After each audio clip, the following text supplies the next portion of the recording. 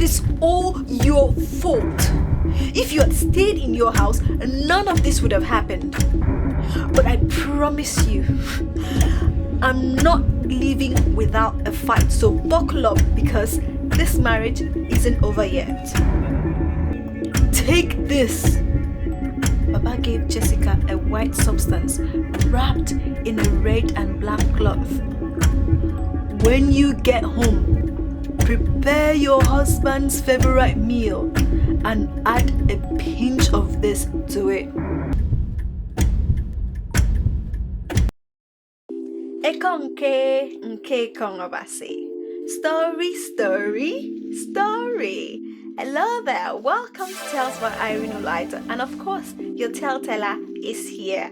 The title of today's story is Humility and Submission Makes a Happy Marriage. Now let's get on to it. Once upon a time, there lived a man named Ubong and his wife Jessica. They have been married for 7 years. And for those years, Jessica and Ubong seldom quarrel over little things like who should do what in the house. Ubong not appreciating his wife Jessica enough, and Jessica not being respectful, etc. One day, Ubong gave Jessica some money and specifically told her he'd been craving fisherman's soup and wanted her to prepare it, so when he returned from work, he would have his favorite food ready to eat. However, Jessica had a different motive.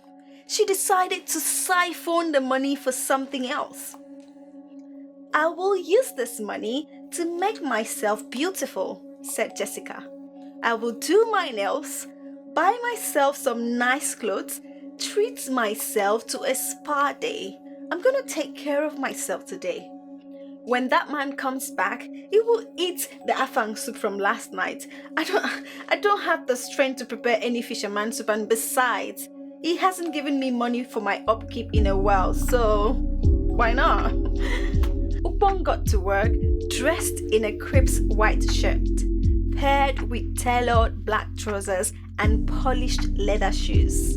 His outfit exuded professionalism and confidence, reflecting his dedication to his job. While in his office, his two friends, Hussein and Fred, turned up, and they had a friendly chat and catch up.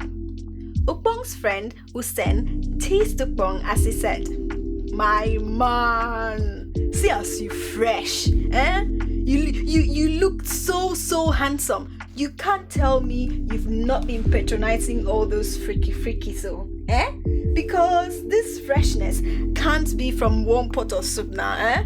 Eh, my friend, talk, oh. Make this thing no hang you for Neko." They all laughed. Ubong responded, well, something must kill a man. Fred added, "But Ubong, you did enjoy, oh, eh? Only you have that beautiful woman all to yourself, plus her excellent cooking skills, eh? I particularly miss the fisherman soup that she makes, which is always very, very delicious." Ubong replied, "Well, in that case, you both come have dinner at mine today. I asked my wife to make me fisherman soup." "Oh, really?" Fred asked in excitement. "That means our dinner is settled then." "My man, see you at close of work," said Hussein. They all shook hands together and left Ubong's office. Meanwhile, Jessica just finished making her nails.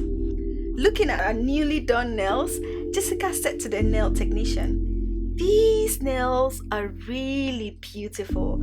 I trust your expertise. That is why I keep coming back to you." The nail technician replied, "Thank you so much for your kind words. I'm glad you like them." Jessica left the nail salon feeling satisfied with a new manicure. She proceeded to the hair salon to get her hair styled. She already bought a human hair to install on her head. And as she entered the hair salon, Jessica greeted the hairstylist and handed her the wig. "I'm excited to see how it turns out," Jessica said with a smile The stylist nodded and assured her, "Don't worry, ma'am. I'll make sure it looks amazing on you." When the stylist was done, she gave Jessica a mirror to look at her new hair. Jessica held the mirror up to her face and was thrilled with the transformation. The stylist had perfectly blended the wig with her natural hair, creating a seamless and stunning look. "Wow! It's even better than I imagined," Jessica exclaimed, beaming with confidence. She thanked the stylist for her expertise and left the salon feeling like a whole new person. Jessica ordered dinner from her favorite online food vendor as soon as she got home. Clad in a newly acquired gown, she proceeded to the house bar, grabbed a bottle of red wine, cracked it open, and poured it into the wine glass. "I'm living my baby girl life. I can't be asked," she told herself. She sat on the couch in the sitting room with her legs crossed, drinking her wine and enjoying the evening. As she took a sip, she couldn't help but reflect on how beautiful she looked. Just then, her husband and his two friends arrived at the house, and they walked to the sitting room where Jessica was seated. Upon seeing Jessica, Ubong is astounded by her beauty and wonders what the occasion was. Ubong said to his wife, Ima, what is this new look? Are we celebrating something special tonight?" Jessica smiled and greeted them warmly, offering them a seat. She said, "Ubong, we're not celebrating anything special. I just wanted to look good this evening," Jessica replied. Ubong, still looking surprised, said, "Well, if you say so, but I must confess, you look exquisite. Please, my lovely wife, go set up the dining table. Hussein and Fred have come to join us for dinner. I called to let you know they were coming, but you did not pick up. Now I see why." Jessica smiled awkwardly and walked to the kitchen to get the food. Hussein and Fred looked at each other and exchanged knowing glances. Hussein leaned in and whispered, "I think there is more to this evening than just wanting to look good, eh?" Fred nodded in agreement. Upong caught them whispering to each other and said, "I can hear you, I can hear you." They all laughed. Fred complimented Ukbong for doing a great job taking care of his wife. Ukbong replied, "Well, how I go do now? I try my best, I do a little that I can."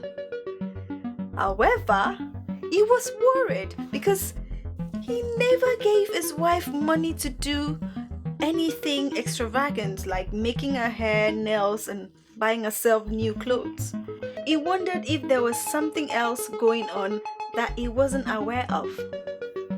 The three men made their way to the dining table, getting ready to devour the delicious fisherman soup they had been craving for a while.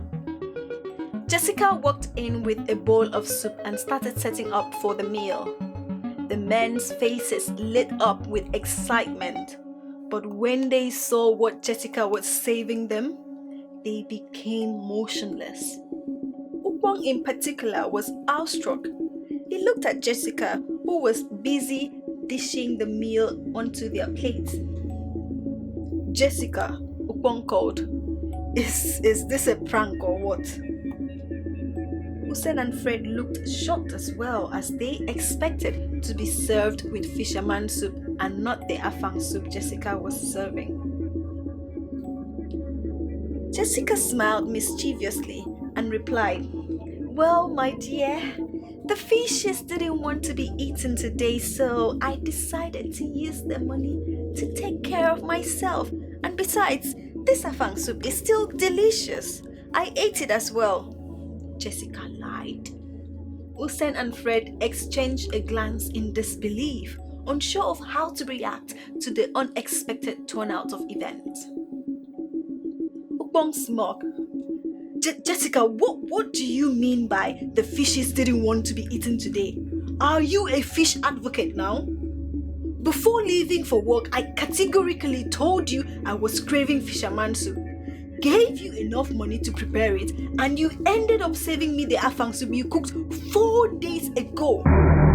And to think that I brought my friends home to have dinner with me, only to be embarrassed by you, Jessica. Jessica interrupted. Well, Upong, you know there are 1,001 people out there who can't afford to feed, not to talk of bringing home their friends to feed them. There is nothing wrong with eating afang soup. You just want to stir up problems from nothing. This, your alpha male, is just too much. Your friends are not even complaining, but you don't even appreciate me for all my effort. Jessica tried playing the victim. Usen and Fred, on hearing Jessica mention their name, tried to diffuse the tension by complimenting her cooking skills and expressing gratitude for the meal. Usen awkwardly said, the food is delicious, The food is delicious. Fred added, I don't really mind having afang. It's another delicacy that I like so much. Jessica retorted, you see, they are not complaining. Jessica dropped the bowl of soup and walked out. Upong looked confused as he watched Jessica storm out of the room, wondering what just happened. Fred and Usen exchanged a puzzled glance before beckoning on Upong. My man, just let it go, Fred said. It's not a big deal, We can eat this. Just then, Usen's phone rang and he took out the phone from his pocket to answer the caller, who happened to be his wife. Hello, my love, said Usen. And a voice coming from the phone said, What's taking you so long? Are you still busy at work?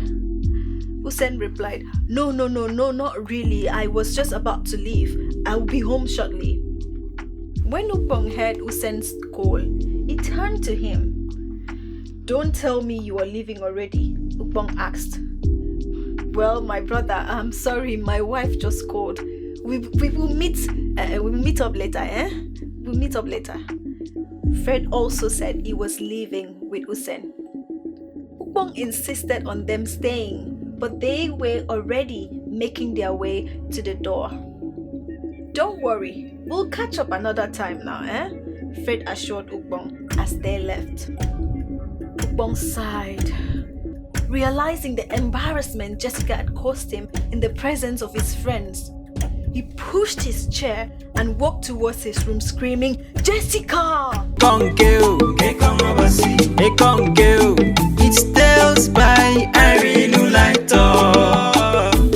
It's Tales by Irene Ulaito. It's from our culture. It's from our heritage. All the way from Africa.